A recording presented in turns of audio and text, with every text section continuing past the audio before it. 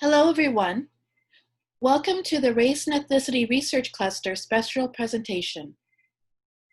Thank you for joining us today.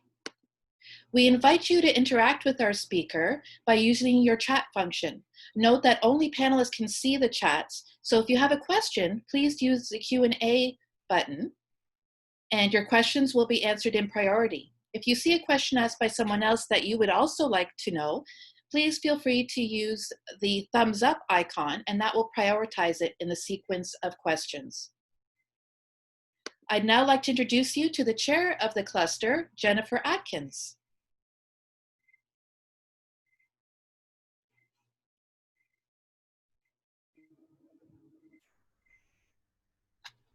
Hello, everyone. I'm Jennifer Atkins. I just want to thank you all for joining us. I'm amazed at how many people showed interest at this.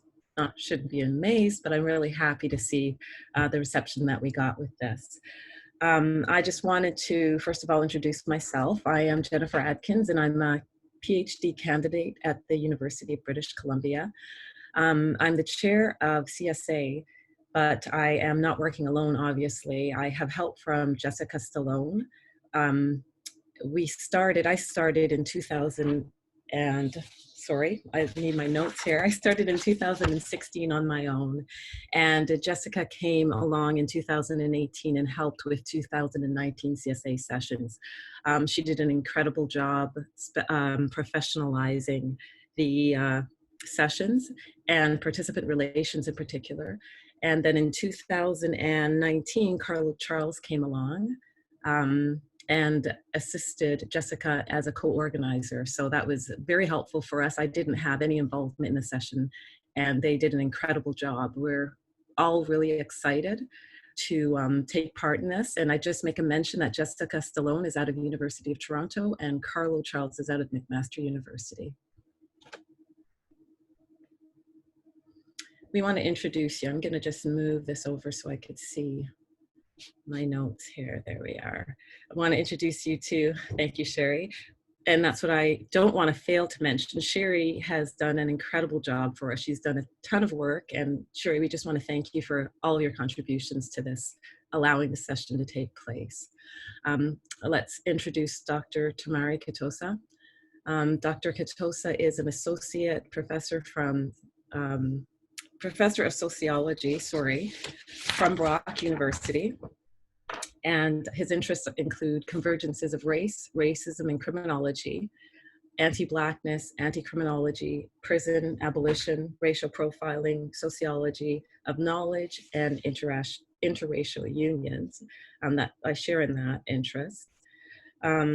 In 2019, Dr. Kitossa, along with Dr. Erica Lawson and Dr. Philip S.S. Howard, released African Canadian Leadership Continuity, Transition and Transformation. That's University of Toronto Press. And this is a collection of original essays which offers fresh perspectives and critical examination of African Canadian leadership. His forthcoming book, Nuances of Blackness in the Canadian Academy, which is also University of Toronto Press, was co-edited with Dr. Awad Ibrahim, Dr. Belinda Smith, and Dr. Handel K. Wright.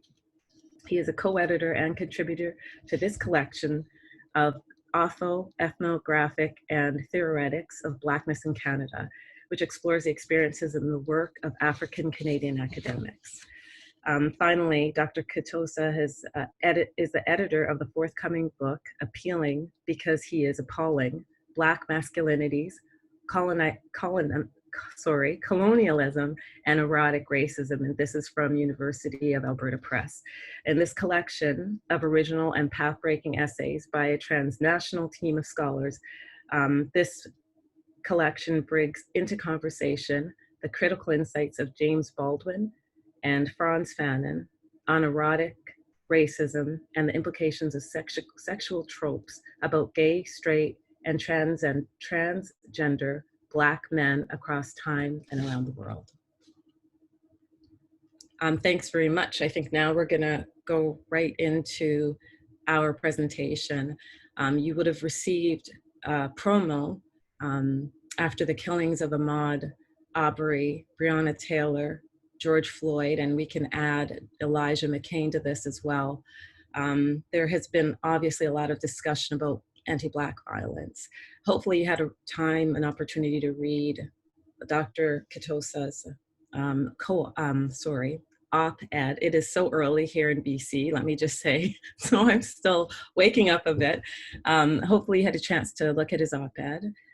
He will refer to it in his lecture or his presentation. And I'd like you to just consider some of the questions that you might have after so that we could bring them up and have a great conversation after.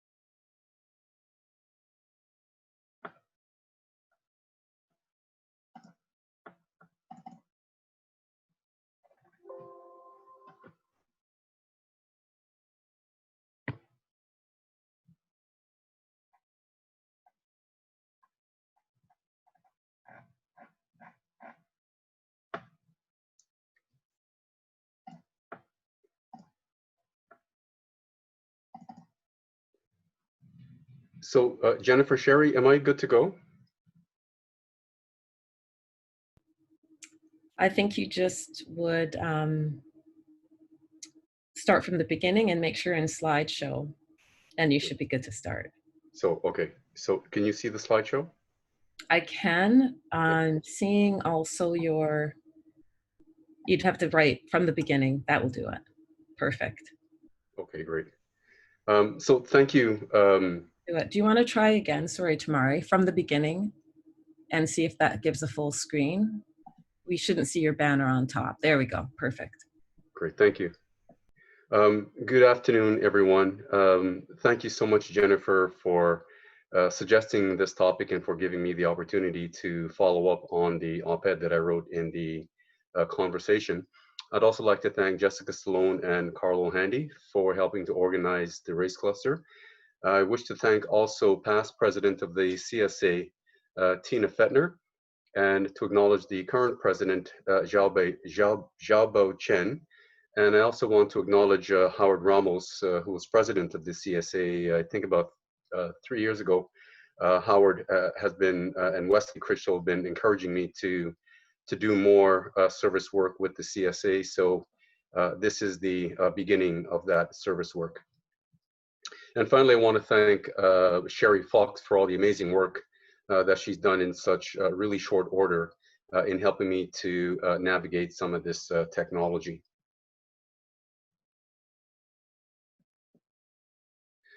So I wrote this op-ed in the conversation about 2 weeks ago, and one of the things that I'd like to do today with this conversation is not so much go over precisely all the details of what I argued in that op-ed, but to use it as an opportunity to engage with others in a broader conversation about the value of sociological theory.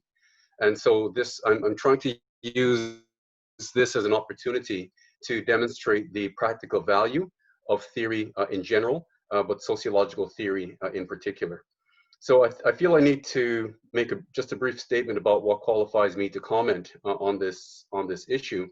One of the things that I'm quite interested in criminology is not crime itself, which clearly I don't believe exists if you have to create a law to construct it.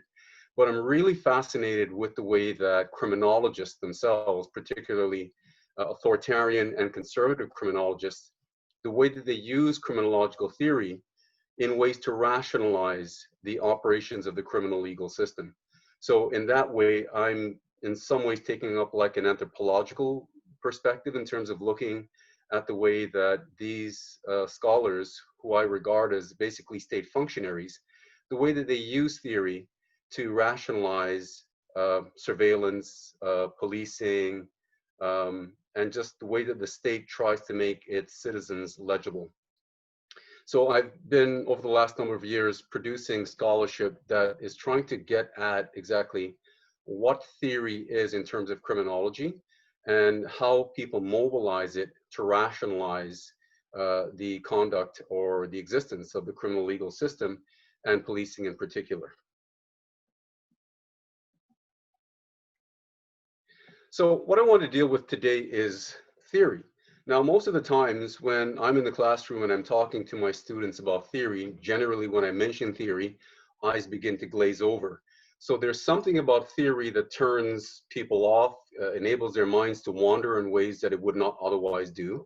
And this is kind of like what I hear from my colleagues that do statistics in my department. There's a tremendous fear of statistics. There's a tremendous fear of trying to interpret numbers and what they mean. And really, I think that it's important for all of us to understand that whether we're talking about theory in general or statistics, there's a theory behind statistics, that what we're trying to do is to develop a way of making sense of the phenomena around us. So what is theory? It's very simple. It's simply trying to advance an explanation for phenomena that are around us and to which we contribute. The key thing about theory is that you can't prove a theory. You can't disprove a theory. You can prove or disprove a hypothesis. But theories are either valid in terms of their capacity to explain more and better, or they just lack the capacity to explain things in a coherent way.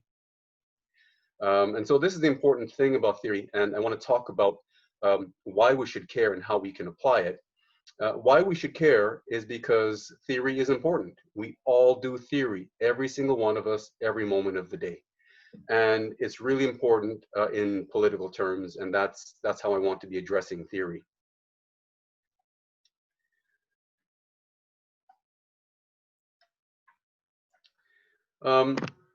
So if we think about theory in this way, that the moment that you hear a child that's 3, 4, 5 years old asking, but why? How does that happen? Why does that happen?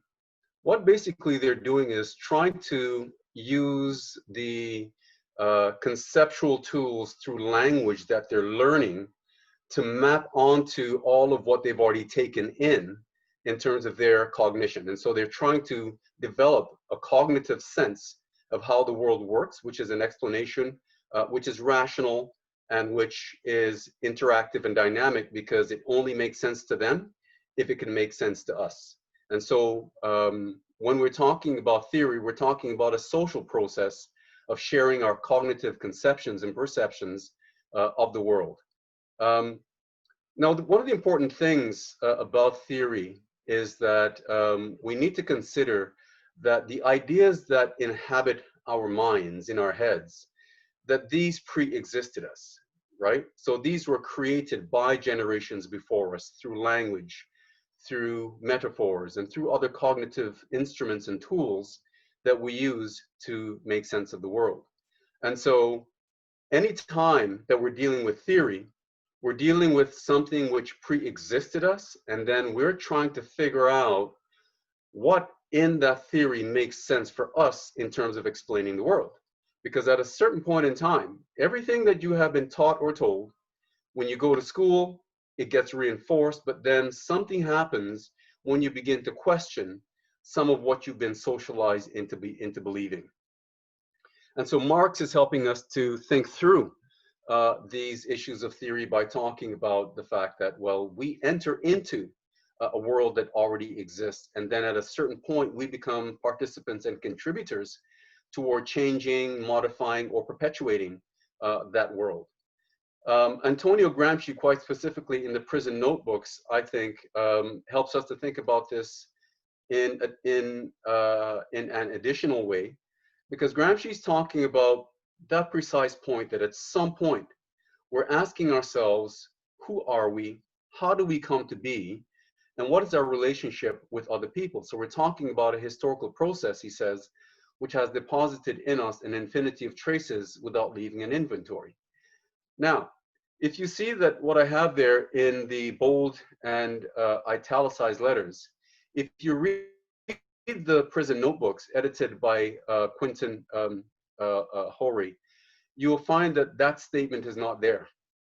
I actually found that when reading Orientalism by Edward Said, who pointed out that that translation does not include this following statement from Antonio Gramsci, where Gramsci is saying, it is imperative at the outset that you create such an inventory.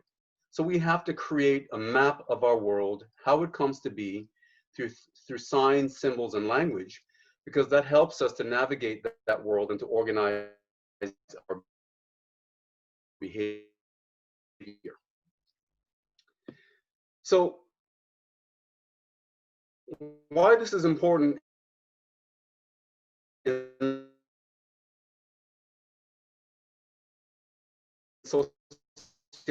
for sociology, a tremendous society in the United States at the time. And if you go back to Durkheim in the late 1800s, early 1900s, talking about anomie, the sense of rootlessness, Mills was one of those sociologists working from that Durkheimian, Weberian, Du Boisian tradition of trying to make sense of how people come to terms with a social reality that they feel they do not control. And so one of the things that Mills was pointing out was that people have a tremendous sense of alienation, anxiety, because so much of what is happening around us is happening faster than our values are to catch up to and to explain it. And so what he tried to do in the sociological imagination was to develop a conceptual way of understanding how we might understand what's happening around us. So he says that what people need and what they feel they need is a quality of mind that will help them to use information and to develop reason in order to achieve lucid summations of what is going on in the world and of what may be happening with themselves. So we had two pieces to that where he talked about personal troubles and social issues. Every single one of us has has personal troubles. We might feel depressed, we might feel happy, we might feel unhappy, there be death in our family, so on and so forth. So we all have personal troubles. We never exist without them. But what happens when 100,000 people have the same problem? Then it's no longer your personal trouble. Mills says it's a social issue. And in order to make sense of that social issue, then we have to look at things like public policy, we have to look at social relations to make sense of how so many people come to experience the same phenomena. So he's asking us to go beyond our immediate personal experience and to see ourselves in relationship to other people. So one of the things that Mills is encouraging us to do is to develop that quality of mind, to think independently, critically for ourselves. James Baldwin gave a talk in 1963 in New York City to teachers. And one of the things he said in that lecture is that the purpose of education is to help us to figure out for ourselves how we relate to the world, right? Do we see it as black or white or gray? Is there a God in heaven or is there not? But one of the more important aspects of what he said in that talk is that no society is really anxious to have that kind of person around. The child that is continually asking why, how, at a certain point gets to be a nuisance. But that is not the child's problem. That is really our problem. And when we expand that out to those that are our political and economic masters, when we ask questions of them, they treat us equally impatiently as children who do not have the right to ask questions. And so Baldwin is insisting that we're dealing with a particular relationship here where really teachers, lawyers, police officers, nurses, physicians, professors, we don't want to be bothered by questions. And we need to understand that that is a fundamental right of all persons, is to ask questions, because that's how they're actually demonstrating that they have a right to make sense of the reality in which they're living.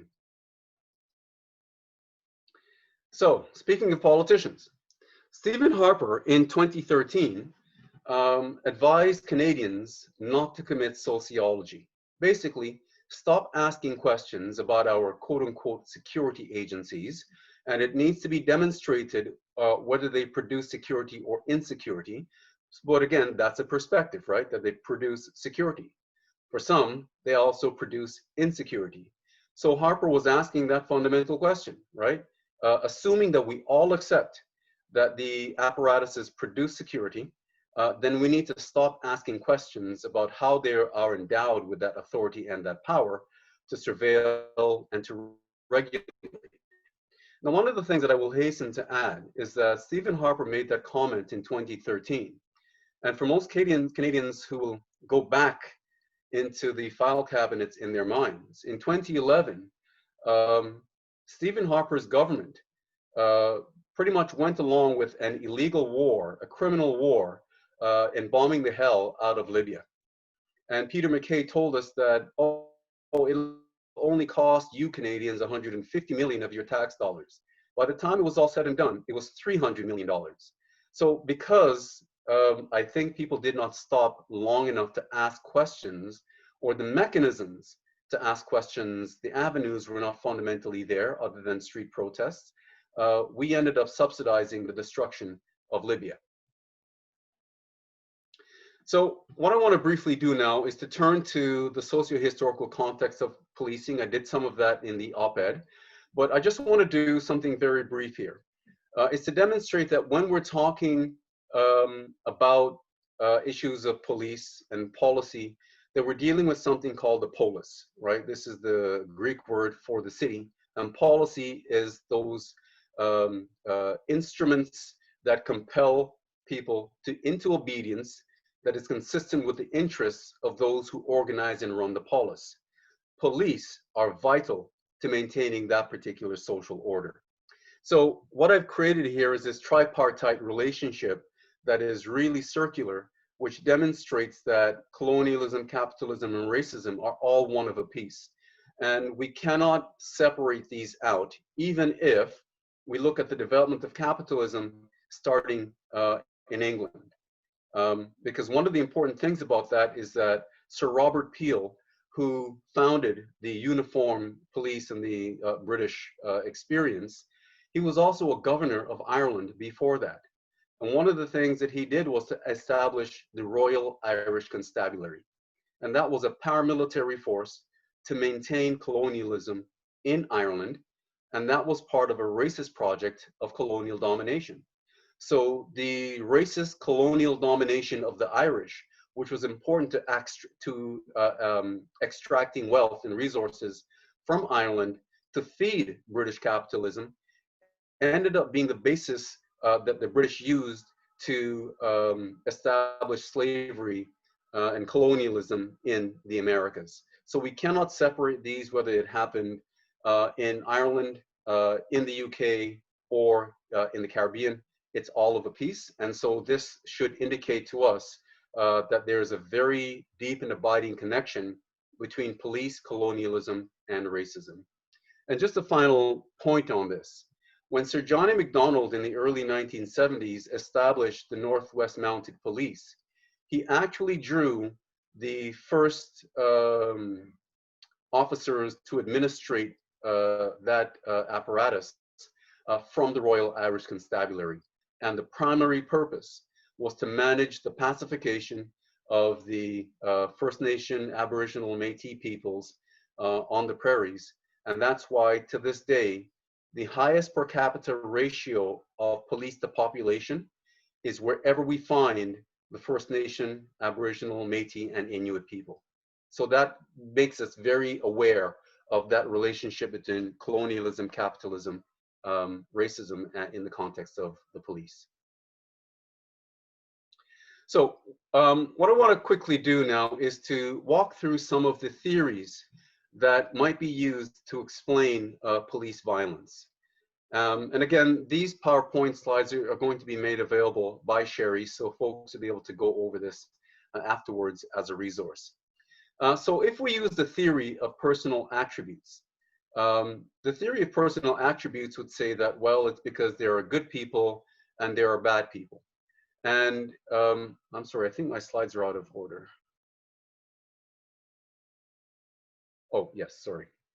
Yeah, the theory of personal attributes. So it says that if there are police beating up people, killing them, tasing them, that's because those are the bad apples. Those are the bad people. Those are the people that have the authoritarian personality.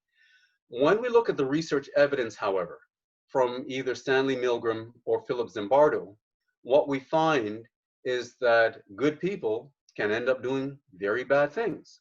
So the idea that we can explain police violence through the concept of bad people and bad apples does not do justice to the way in which a quote unquote institutional setting might actually enable people to do things that end up being very bad. So here we need to consider Lord Acton's phrase or statement that power tends to corrupt. Absolute power corrupts absolutely. And this also fits in line with Rollo May's thesis that the feelings of powerlessness tend to also to corrupt. An absolute experience of absolute powerlessness corrupts absolutely. What this means is that the very police officer that enforces the law, to some extent, is also themselves in a position of powerlessness because they have to obey the rules to enforce the law in particular types of ways. There is actually record in the United States of police officers being fired because they did not draw their weapons to kill. They use their words to negotiate and to talk down people out of conflictual situations. So there's something then about policy, right, that demands in some jurisdictions that police officers actually draw their weapons and shoot to kill, or else they can be disciplined. So one of the assumptions, so if we assume that it's bad people that are the problem in policing, well, so then we might assume that if we hire more officers of color, that they will be less authoritarian. Well, James Baldwin in The Devil Finds Work has this interesting paragraph where he says, blacks know something about black cops too. Even those called Mr. in Philadelphia. They know that their presence on the force doesn't change the force or the judges or the lawyers or the bondsmen or the jails. And he goes on to add, they know how much black cops have to prove and how limited are their means of proving it. Where I grew up, black cops were yet more terrifying than white cops. The research indicates that having a black cop or black cops, Asian cops, brown cops on a police force, having women police officers does not, in fact, reduce the level or the extent to which police officers are willing and are sometimes literally mandated to use force, sometimes deadly force. It might also be assumed that if we hire more police, that citizens of color will be better able to relate to them. It could be assumed that that by virtue of being persons on the margins, women, people of color, that they'd be more likely or less likely to get sucked into the brotherhood. And finally, there's the assumption that if we hire more police, it implicitly assumes that most white cops are racist. And I'm not certain that anyone can empirically demonstrate that any one person in policing is any more racist than any other. So once again, the key point that I want to get at here is that this is not good or bad people. And if we take the bad apple thesis, then some people might be willing to assume that if you use anti-bias training, that this would reduce the level of police violence and the use of force. So this assumes that humans are ethically and morally adaptable, and that humans are reasonable when shown evidence for that might contradict their prior assumptions. So if we turn now to the theory of impersonal structures, this is where we talk about institutions and systems. Institutional discrimination supposes that it is a policy within particular institutions, within particular police forces, that they will use ascribed features such as race, religion, or sex to enforce the law. They may also use achieved statuses such as your class, your dress, or your residence or type of car. So if it is not your race, if you are, let's say, an African Canadian person who is middle class driving a late model car, you're probably more likely to be stopped by virtue of that, as noted by the Human Rights Commission, than, let's say, a poor working class African Canadian person. So class is not a barrier to racial discrimination, because the policy is you go after these people because they are quote unquote out of place, or it might be indicative that they are doing something illicit or illegal. Systemic discrimination, this is where it's basically the standard operating procedure of the way that an institution works. So, for example, law enforcement personnel might be more likely to be allocated to certain communities, to certain areas. As I pointed out, we have a higher per capita ratio of police to First Nation, Indigenous, and Métis people in Canada. And so this is like the modus vivendi. This is the reason why this thing exists, is to actually keep particular populations in check. So what might the changes look like with institutional discrimination? So we might look to lawsuits, right? This is where we might be able to ensure the citizens have the right to sue any institution for violating their rights. We might also consider the changing of policies in applying human rights framework to that institution. And now I quickly want to add that if ever anyone is suing the police, you're technically speaking suing the citizens, because you're suing the citizens of Canada, of Ontario, of your municipality, because the police are paid by the municipality through your tax dollars, and they have indemnity for the violation, insurance for indemnifying them against violations of rights. Systemic discrimination. This is where it is assumed that if we do more awareness training, and for example, if we increase professionalization, having more police officers with college certificates and university degrees, that this will then ensure that they have the capacity to navigate conflict through negotiation. The empirical evidence does not bear this out. And finally, there's a theory of relations. So this is the idea that the social world consists of relations between humans that are bounded by authority and power. Now, this can occur in asymmetrical ways. So that's between those who have power to exercise power versus those who are subject to that power. So that relationship is asymmetrical. Or you can have a symmetrical relationship between relative power holders. So between you, me, and another citizen, we have a symmetrical relationship with each other, right? No one is more empowered than the other in principle. But when we bring factors in such as race, what tends to happen is the state is imagined as the property of whiteness, and therefore white people imagine that the state is there more likely to support their interests. So nevertheless, we have both of these functioning within the context of any social order. So the interesting thing about this is that when we're talking about a theory of relationships, then we're not talking so much about bad persons versus good persons. We're not talking about the abstraction of systems. We're talking about people's belief and commitment to a particular type of social order, because if they do not obey the rules, they can be disciplined and they can be punished. Thus, for example, the guard at the Grand Valley Institute for Women, where Ashley Smith committed suicide, he was told by the warden, under no circumstances are you to enter into her cell to stop her from doing anything that she's doing. So that guard, if he entered the room, likely would have been fired, right? So someone can issue a command dictating obedience, right? So this means we can now take a step back to look at relationships and ask ourselves, what is the primary, secondary, and tertiary objectives for which police exists?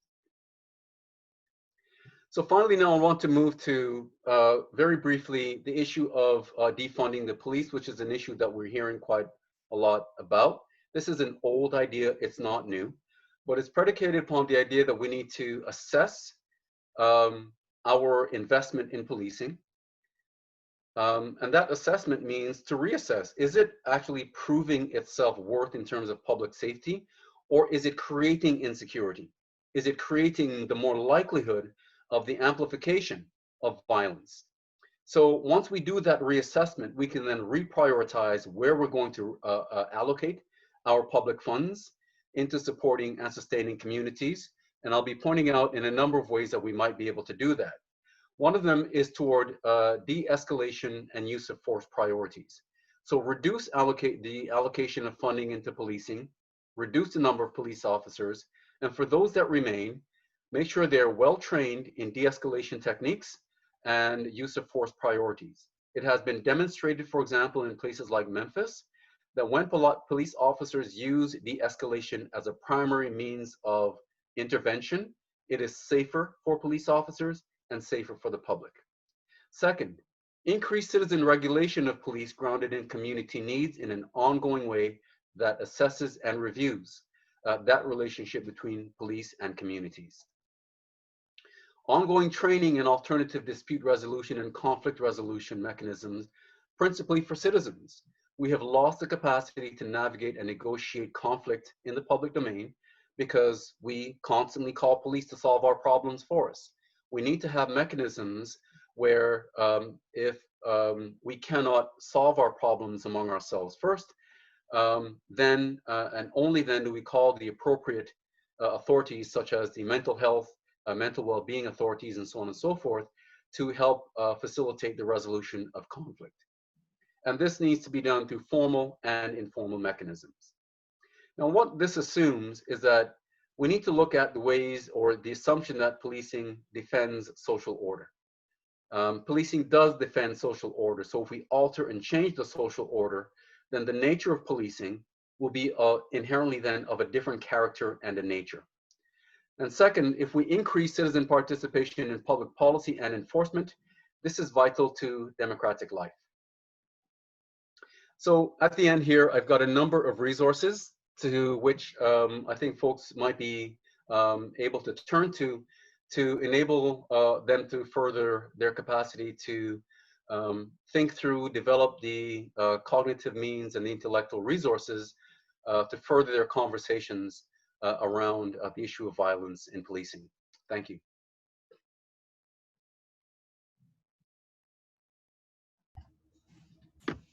Okay, thank you so much, Tamari. That was very riveting. I think that you've provided us a way to look at and examine policing very differently. I'm going to ask anyone who has questions to use your Q&A. I think we have one there already. But Tamari, if you don't mind me asking you right off the bat, we hear a lot about defunding and you touched on it last, just lightly. But the way I've been hearing it is that we should, rather than putting the money in the police force, remove it and put it into social work and different other organizations. What are your thoughts on that? You didn't mention really removing the money and placing it elsewhere. It sounded more of a different way of approaching policing. So could you provide us with a little bit more information on that? Right, so I totally support the idea of establishing and expanding the domain of social work, for example. But keep in mind that social work is merely another form of policing and surveillance, right? Okay. So social work itself needs to be modified, and not simply modified, radically changed, just like how we need to do the same with policing in terms of altering the way that police interact and engage with the community. There are certain schools of social work that are advancing a radical perspective on social work, because the origins of social work have everything to do with the regulation of the poor and huddled masses. And for the vast majority of social work, because it follows the policy of regulating poor and working class people, there's an inherent way in which social work is also about policing. So to my mind, if we reassess and reallocate, then we're taking the substantial chunk of money from policing and investing in community programs, skills training and development, right? Employment, childcare, right? All these fundamental resources that communities need to sustain themselves. Communities, poor and working class communities that bear the brunt of policing are not asked, what is it that you want? What is it that you need, right? So when you look at unemployment in many poor and working class communities in Toronto, most notably those that are immigrant and those that are poor and largely African Canadian, youth unemployment runs twice as high. So how could we be investing in policing when we need to be investing in employment and opportunities for youth, right? So for me, it's not simply about enhancing social work. It's about changing social work, but it's also about figuring out what are the priorities, what is it that that communities need, and that communities are involved in designing and the development and the assessment of those resources and its disbursement in the community. It sounds as if, though, for social work, and I'll back that up to educating social workers, healthcare, criminal justice, there's a need for some sort of systemic change to take place. In one of your theories, you mentioned that, but alluded to it not being the most effective approach. So in applying your last theory, with maybe you don't at all believe that systemic changes need to be made, how do you make them meet? How do the two of them join up enough so that the organizations are changing in tandem with relations changing? Right, that's an excellent question. It's a detailed and a very long, that would require a very long-winded response from me, but I think it's one of those responses that really needs the participation of others, because we're talking about figuring out how we can work collectively to resolving social problems. And so for me, the idea of social relations is that we're looking at establishing relationships with each other where we can begin as much as possible to horizontalize the power relationships, to make them as much symmetrical as possible. And that means having more people at the table than Tamari Kitossa providing a response to you to that, I think, important question. But for me, that it says that we need to have precisely those processes and mechanisms to have communities at the table, to have a conversation with policymakers about resourcing and the empowering communities to sit at the table in judgment and to assess and to determine whether these programs and these institutions are working as they're supposed to for the community. Okay, so I could push back and say, how do we have power? Even as citizens, community sitting at the table, there still has to be a breakthrough in the structure. You know, where, at what point, you gave the great example of Prime Minister Harper basically saying, you know, don't ask any more questions, leave it to me, stay in your lane. How do we have enough attention that we could impact the power dynamics? Right, another interesting question. I would say, I would answer it in two ways. One, the power is in the hands of the people. And we're seeing that in the United States, in Canada, and around the world, where citizens are beginning to realize that the state, the government, is only one center of power, and it's a partial center of power. Okay. Right? And that means that folks now are figuring out that they can have conversations with each other in terms of putting pressure to bear on the state and various institutions and apparatuses within the state to ensure that there are processes for democratizing those institutions. The second part to that is that the power holders, they need to learn there's one fundamental principle that, and Sun Tzu pointed this out in The Art of War, that when you use force, you automatically lose your credibility. You don't lose your legitimacy because power holders reference other power holders. So that's that asymmetrical relationship where people in power, they actually speak to each other and they don't give a damn about anybody below them, right? Yeah. So what happens is that unless someone who is in a position of power realizes that they're not the only center of power, that what they end up doing is losing the capacity to govern, because they're not governing with the consent of the people in the first place. And so now what we're seeing is that the people are saying, you must govern with our consent, right? The third piece of that, my response to that, is the role and responsibility of intellectuals. All of us as intellectuals have a part to play, and not simply the intellectuals in the academy. The intellectuals in Ferguson, the intellectuals in Jane and Finch, the people that are the hip hop artists, the street artists, right? Those are intellectuals too. And so those are the folks that are able to articulate the voices and the concerns of their communities, who themselves are expressing themselves through protest. So we need to alter the ways that we look at the different sites of power, right? And figure out, right, how we can then create frameworks whereby we can strengthen the capacity of people to have relationships that are asymmetrical, because that's the best way to meet the most needs of the most people. Okay. I don't want to press you on this. I'm going to assume that other people may be asking the same question. Maybe that isn't right for me to assume, but if we're to look at it in a step-by-step process, so from the streets protesting to what? If we are going to flatten the hierarchy, again, it feels very grassroots, which I 100% agree. How does that meet? So we are actually in control. We've been lulled to sleep to not believe we are. But how do we get that point across, that there is a changed relationship with the population, with citizens, and with the governing bodies? Well, I think this is exactly what's happening when people are talking about defunding the police.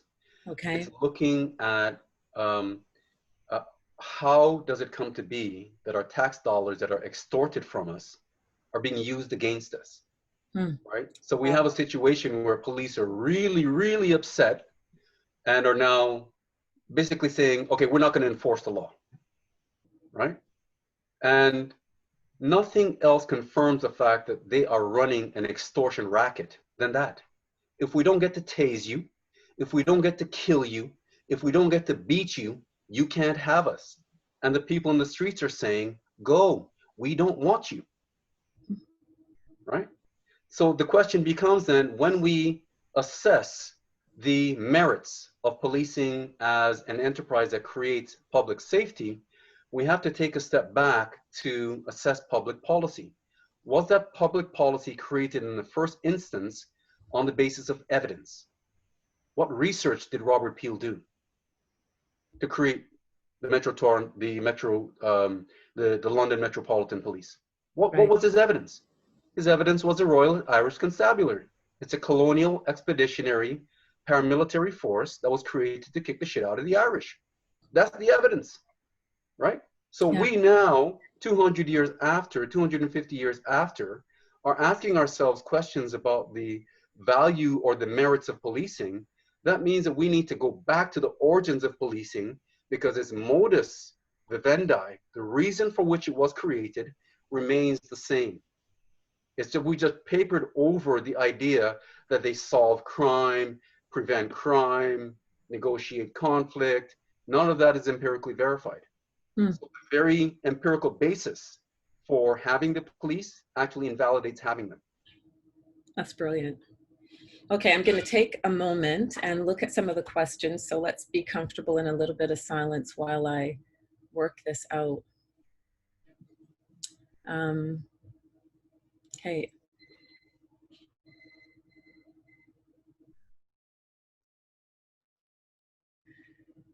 Oh, they're great ones here. I see Jessica Stallone wants to thank you very much for the talk. She says, I was curious if we can turn inwards in looking at our own discipline, and particularly the sociology of criminology. What sorry, would you be able to talk a bit about your critical stance on criminology and how the sociology of crime can reinforce state police power? Thank you for that question, Jessica. Again, I would go back historically when we look at criminology. Criminology emerged roughly at the same time as municipal policing in Europe. The earliest criminologists were in the early 1840s in France, and then it migrated over to the UK. And the whole point of the early criminologists was to figure out, how do we gather data and material that will more effectively enable the state to govern the poor and the working classes, the dangerous classes. So the earliest criminologists in France, for example, they began to quote unquote map crime, right? And you map crime based on police arrests, police allocation, and where calls might come in to the police force systems. So criminologists were from the very start trying to figure out how to gather the essential analytical information that will enable the state and the police to more effectively manage poor and working class populations. So that's the origins of criminology. And it was only really in the 1960s that people began to ask critical questions of policing. And so if you think about that, the Chicago school, they were asking questions in the early 1900s about the poor, about the immigrants and so on and so forth. That was not all that critical, right? That was about figuring out, how do we map these communities once again to manage their integration into US culture and society. Critical criminology emerged in the 1960s, where people began to look at the work of Karl Marx and to ask questions about, in whose interest is policing done? In whose interest do people theorize about this thing called crime, right? Because they were asking the fundamental question: if soldiers drop napalm, destroy Vietnam, kill 4.5 million people, that is not considered murder? That is not considered genocide? And that's the question that they asked. Why is that not considered genocide, but merely the state protecting the interests of capital, right? When we can begin to ask questions of criminologists in terms of, where does your theory come from? What are the implicit assumptions of your theory in terms of enabling the state to rationalize its conduct? Only then can we begin to establish that criminologists themselves are effectively state operatives. And we have to ask that question of them. Good. Thank you. Great answer. Aziz Rahman asks, while the tension between conservatives and liberals are divided on defunding, how can we be successful in defunding movements? Research is evident that return on social development works. How do you see this paradigm shift, which has been around crime prevention?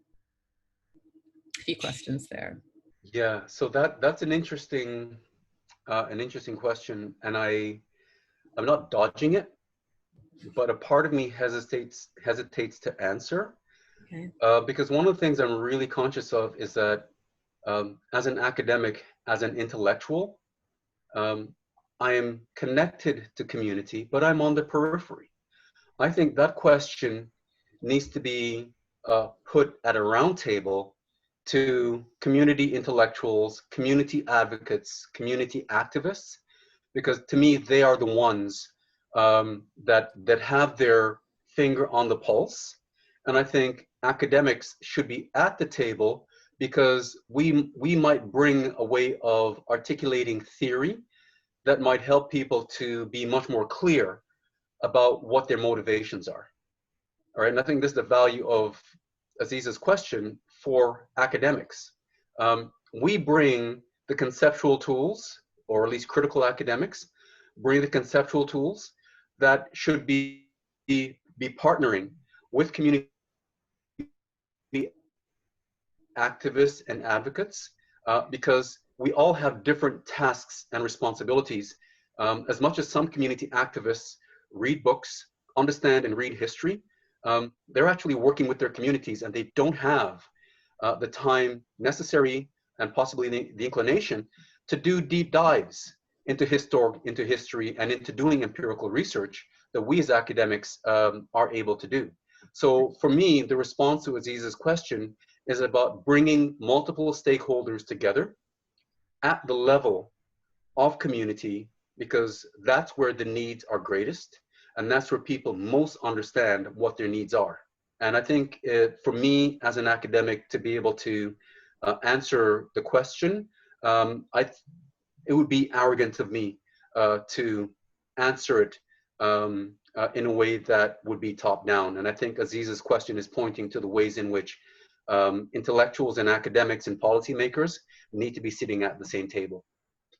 It sounds like you're saying it's community, at least the beginning of the process should be community led, and that intellectuals, scholars, even government should be assisting in that rather than taking lead in that. Is that correct to say?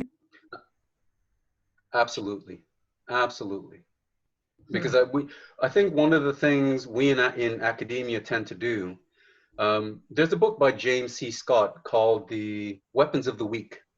And what he argues in that book is that generally social movements over time, historically, they have been the prerogative of intellectuals, very often not from those groups or those classes of people. But he says that when you look at the weapons of the weak on the everyday, people resist at the everyday level, right? In their communities, right? They might not, if the police officer stops them to ask for ID, they might politely decline and say that I'm not giving you ID, I have not done anything wrong. That is resistance, right? There's more resistance coming at the level of communities than there is from intellectuals trying to organize social movements, which is really about negotiating with the state to get concessions. Working class communities, poor people, indigenous people around the world, they're saying, we have the power to stop the trains running on time. Yeah. And that is our greatest power. And once people realize that that is their greatest power, then they can begin to establish ways of organizing themselves and inviting government and academics on their terms, not on the terms of government and academics. Do you see this being a shift in the way we do, we run academia, the way we exist in academia? It sounds like you're talking very much about public sociology or a public scholar type work. Do you see that being the direction we go in, or do you think there'll always be a divide in scholarly work versus public work? I think there will always be a tension. Okay. For me, divide cuts it too sharply. Okay. I think there will be a tension. And in my own engagement with community, what I've been trying to educate community members about is that my job description is 40-40-20. 40% in the classroom and instruction, 40% research, and 20% service. I have to negotiate what that relationship looks like. It will never be equal. Sometimes that 20% actually looks and feels like 40. Yeah. And so my research, right? That part, I have to cut that back sometimes. Yes. I can't cut back on being in the classroom, that instructional part. So the real tension is between the writing dimension and the engagement with community. And it's important to understand that not every academic is configured that way, and nor should they be, right? There's some people that their service component is really small because they emphasize the research and the scholarly production, and we actually need them to do it. So I would be quiet about passing judgment on how people do scholarly work, because we're all free to do it the way that suits us. And for me, as a sociologist who is more a generalist than anything else, I really depend on people who specialize. Okay. right? So I think we need to take people for what they can offer. That's a great question. I mean, great answer. Thank you for that. Harjap Gurwal asks, how do we deal with the hypocrisy of functioning, correcting injustices within the confines of capitalism as a system itself is a legacy of imperialism? Is there even a way to correct a system that continually entrenches inequality? And then the final question, what other avenues are available outside of anarchy, as that seems to be the most viable route? That's a great question. Okay, right. Again, that's a huge question. One of the things that I would do as an academic is to direct Harjab to Immanuel Wallerstein's book on thinking social sciences. Really, what he's doing in that book is that he's saying that the way that social movements have been organized over the last 200 years, it's really been about capturing state power, right? And if not capturing state power, wringing concessions from state power. And Wallerstein says that, look, there are multiple sorts and sites of power. The state is only one. Corporations are another. The profits that some corporations make, the revenues, is greater than that of countries, right? How is that not a source or site of power? And he points out that the third element or third dimension of power is communities, right? And so it's really about how communities can figure out how to persuade enough of their number to develop a critical mass. We don't need everyone.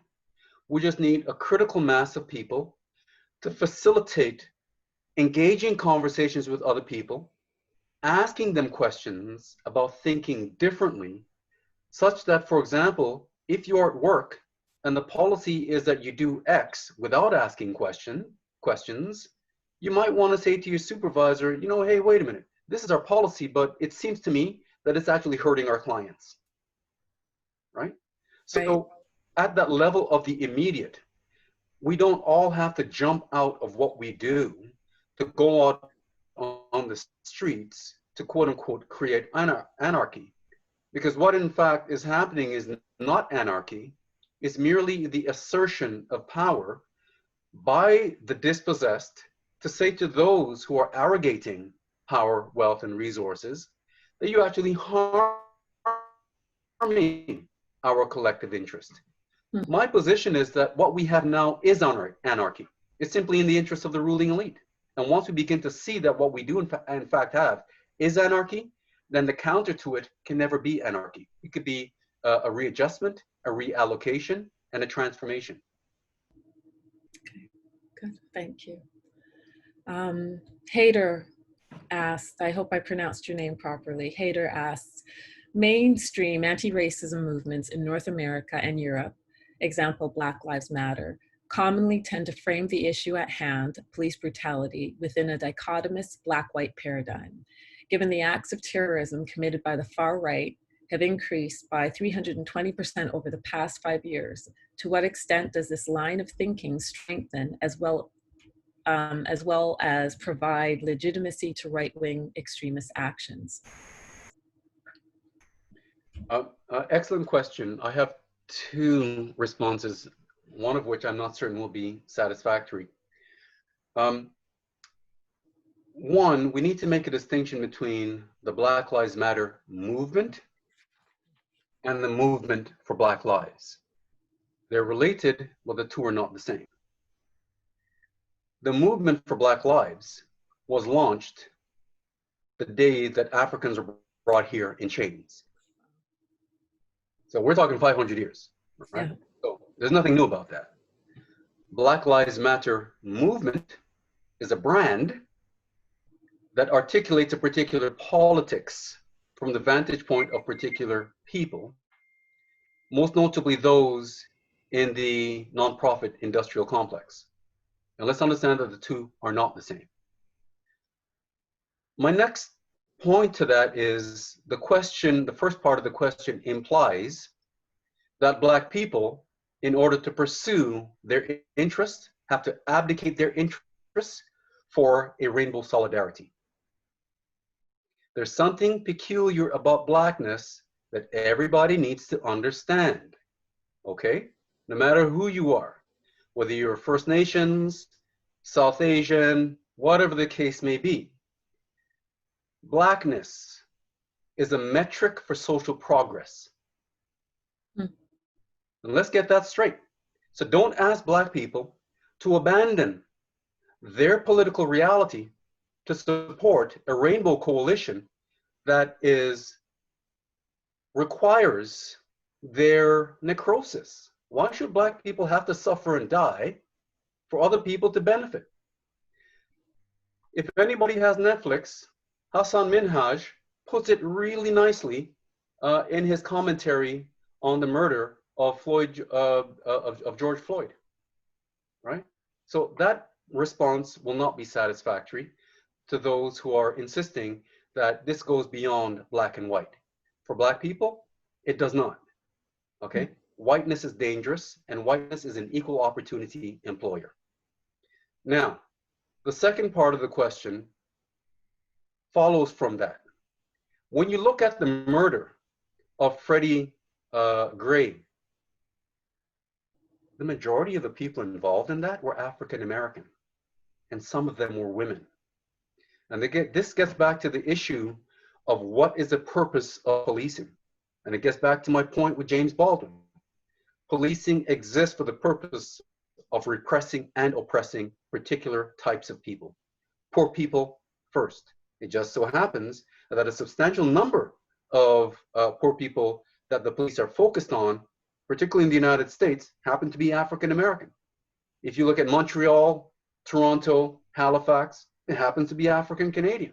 So we need to be able to think in a much more complex way about the way in which anti-Blackness and people's perception about who is poor, who needs to be repressed, is entirely consistent with the argument made by people who are coming from the vantage point of the movement for Black lives. We of course can make too sharp a break, which then interrupts our capacity to have that complex conversation about the way in which a whole number of other people are the objects of police oppression and repression. But the moment that we begin to say that Black people need to stop talking black and white because it's more than that, that to me is a red flag, because it's telling me that South Asians, Chinese, Arabs, and others are telling me as a Black person that I need to subordinate my interests to support some sort of racial coalition that historically benefits them, okay? When you look at Cecil Foster's book, They Call Me George, African Canadian people have been advocating for the rights of others for a very long time. Canada's immigration policies, our human rights policies, have to do with the activism of Black people. Yeah. The Civil Rights Amendment to the United States has to do with Black people. Yes. So what this means is that those other people that are presuming that Black people are getting too much shine, they need to take a step back and look at their own investment in anti-Blackness. Okay, thank you. Neil McLaughlin asks, he appreciates your analysis, says this is a brilliant analysis. Nothing to add. So I'm not sure if there's a question in here. There's a great old Irish song called Come Out Ye Black and Tans that makes a point made here in a different way. The Black and Tans was a particular British colonial police. I'm not endorsing the politics of the rebel song today, and the language is a bit dated, but it makes the point, as Irish rebel intellectuals did then, this brilliant talk does in more scholarly terms and activists in the streets are making today. Bravo to the speaker and to the organizers. So thank you for that, Neil. Thank you. So we're not voting on too many of these. I will head to the next in line. Is socialism a viable solution? Is socialism a viable solution? Let me respond in this way. We have socialism right now. It's for the rich, right? When you look at Canada's marginal tax rate, just after 1945, right? Something like anything over $200,000, you were taxed at 80%. Since about 1965, if I'm remembering my dates correctly, right? All of that got kaput, okay? So we're looking at a progressive regime of regressive taxation. What is that but socialism for the rich? What does someone need when they make $250,000 a year? How much more of that do you really need, right? If we go back to the 1500s, Lewis Mumford, in a book called The Condition of Man, he writes about the Fugger family. They're one of the richest families in Germany, if not all of Europe. And the nephews and the children of that family, being good Catholics and knowing the 7 deadly sins, they said, like, what more money? Of what more do we need of money? Right? Yeah. So we do have socialism. And just a final point on this. In the 1980s, there was a guy named Michael Milken, the junk bonds king in the United States. He got busted, right? You know, selling these penny stocks. He got busted because he didn't declare $15,000 on his taxes. He was asked, why didn't you declare the $15,000? He said, no amount of money is enough.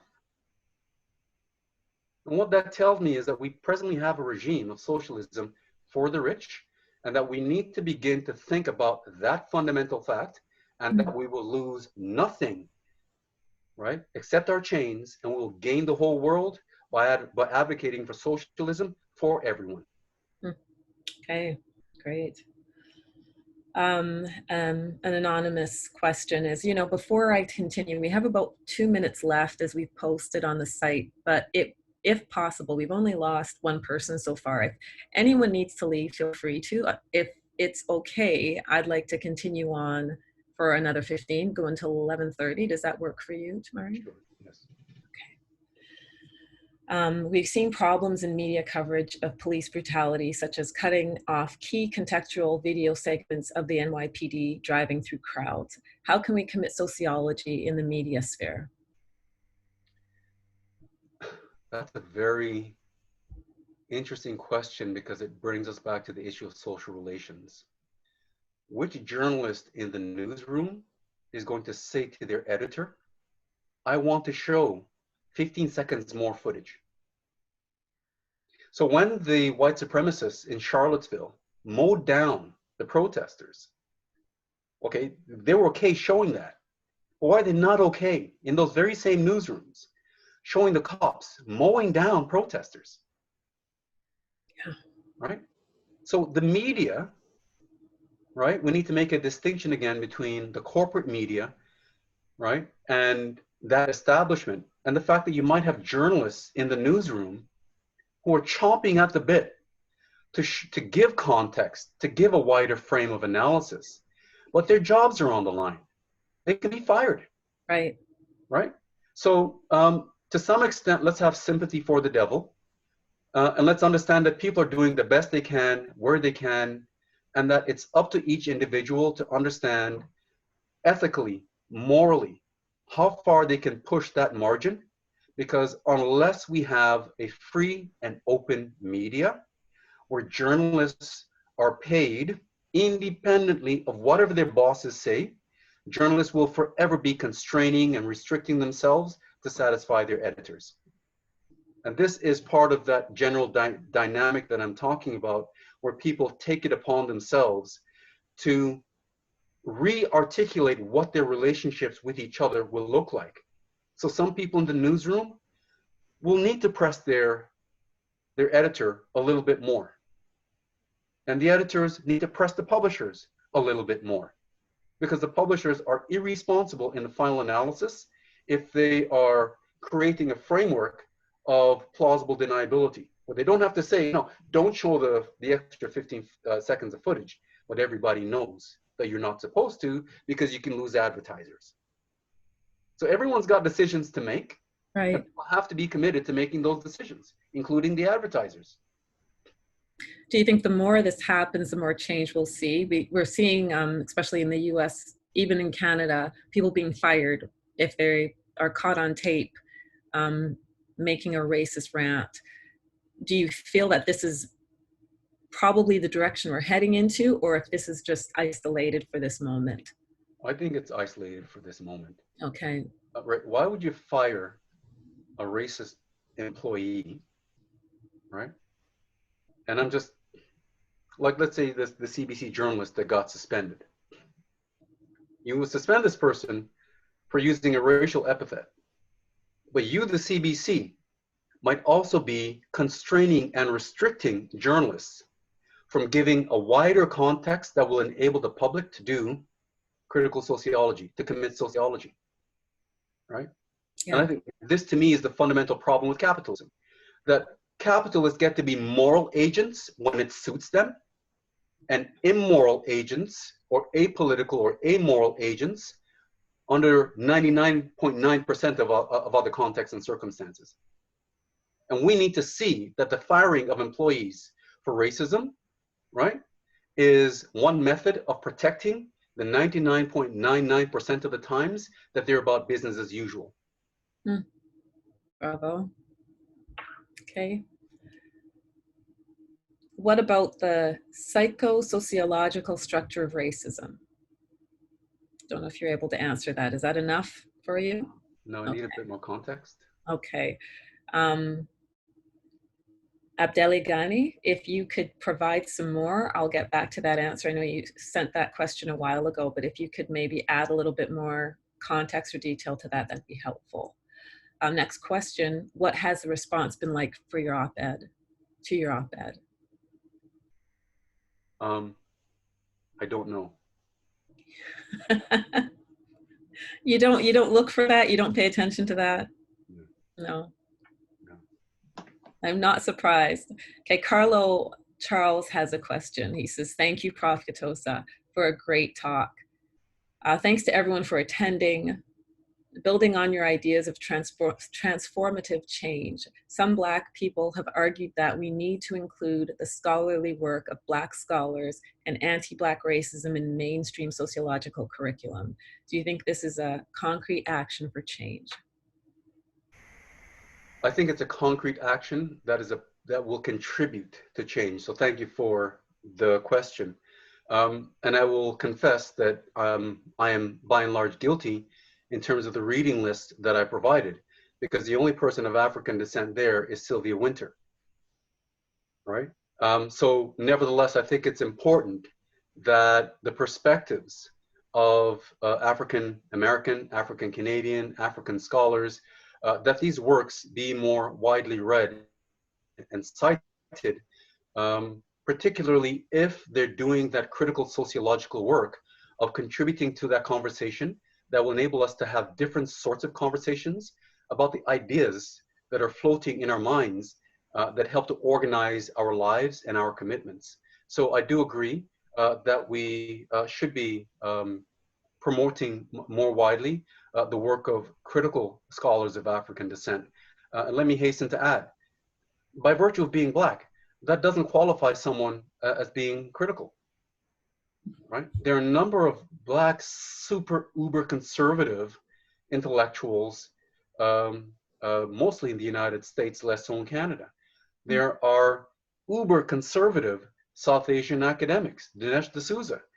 So, you know, I think that when we have that conversation, we come back to Harjab's point about these really sharp distinctions between Black and non-Black. I think we can make that distinction much more sharp than it needs to be, because it does conceal the nuance, the variety among Black scholars, and that we need to be also reading the work of conservative Black scholars. We need to read the work of conservative people, right? If we're really to understand, right, the distinction that we're making between our values and our intellectual perspectives, versus those who are conservative, then we need to make sure that we're reading their work, understanding it well, because that helps us to understand our positions all that better. That's brilliant. Yeah. Warren Clark asks, how can we rely on people you mention as intellectuals to inform the community if these intellectuals are not informed enough themselves? Right, that's an interesting question. And again, to me, that implies making a judgment about what people are doing. And one of the things that James Baldwin insists on is that anyone who imagines themselves as innocent by virtue of doing a particular type of work, and they judge others by that standard, then they're actually holding others to a standard that is predicated upon their ego. Not everybody's positioned in the same way, same place, and the same time, right? And we have to take what people give us when they can give it to us. Someone might be on their last legs in terms of their fatigue because they're doing so much else with their families and so on and so forth. We have to take what people commit to the struggle as their commitment. Excellent. Because the more that we say to someone, that's not enough, that's the less that people give.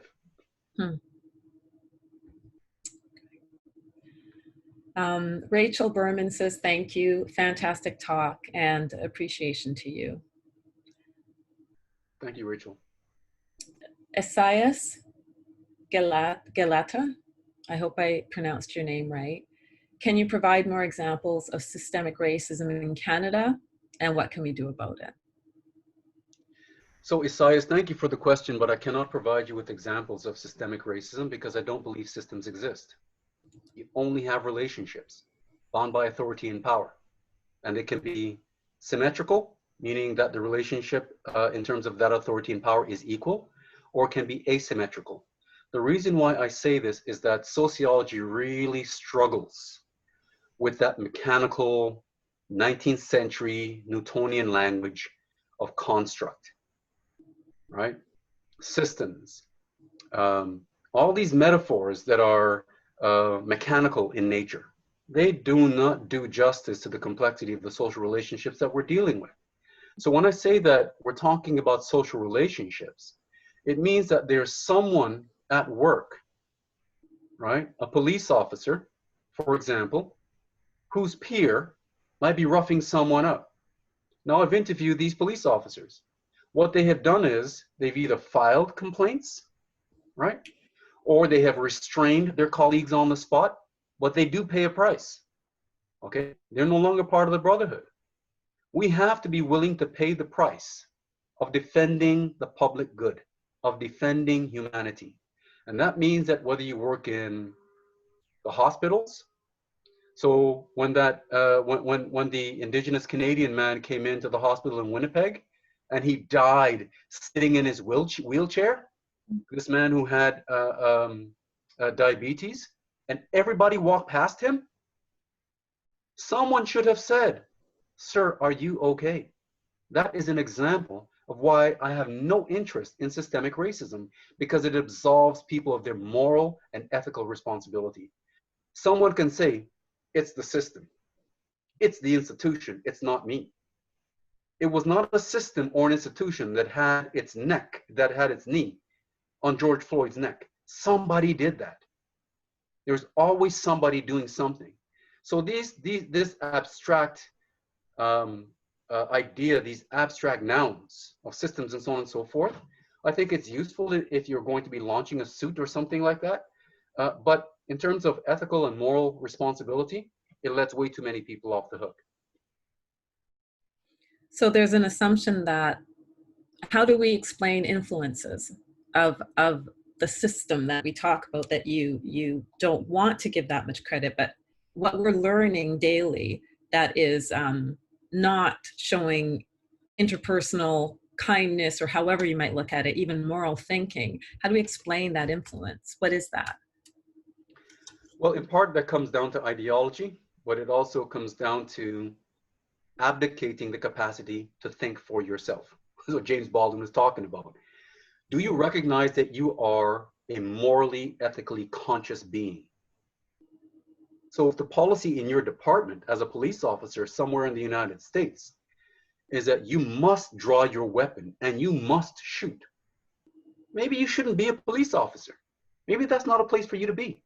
Pay your mortgage some other way. And that goes for all of us, right?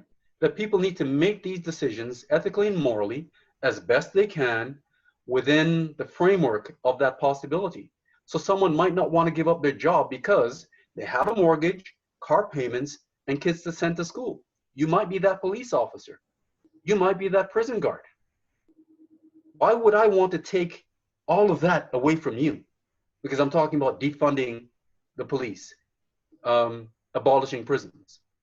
If we reallocate the resources, then people can find different ways of using their competencies without defending the status quo. Got it. That's a great answer. I think we're running solo. We have a few questions remaining. Can we just take one more? Oh, yes, for sure. I'm trying to find, can you see the questions in front of you? They're prior questions. Okay. I'm gonna just pull one right here. This is from Rim Gassimi. Dr. Kitossa and Dr. Adkins, thank you for this fascinating talk. My question regards the correlation between discriminatory policing and low-income communities. You said police institutions oppresses the poor first. Who often happens to be Black in the US? Do you believe there is an implicit bias towards the poor? If yes, why do you think it seems to affect Black people more than other minority groups? Right, thank you for that question. There is a moral and ethical imperative in the criminal law that presupposes that poor and working class people are the first target of the law because they are the dangerous classes. They are the surplus. They are the redundant. They're the useless. They're the ones that if they develop the consciousness, they might be able to stop the trains running on time. So historically, law has always, when in its coercive and repressive nature, has always been directed at the most marginal and the most oppressed. The second aspect to that question is that if you ask yourself, what do police produce? Everybody who works produces something. The factory worker in a factory produces widgets, produce essays, books, and students that are graduated. What does a police officer produce? You cannot be safety, because the measure for safety for a police officer is arrests, stops, detentions, frisks. That's how their managers know that they're doing their jobs.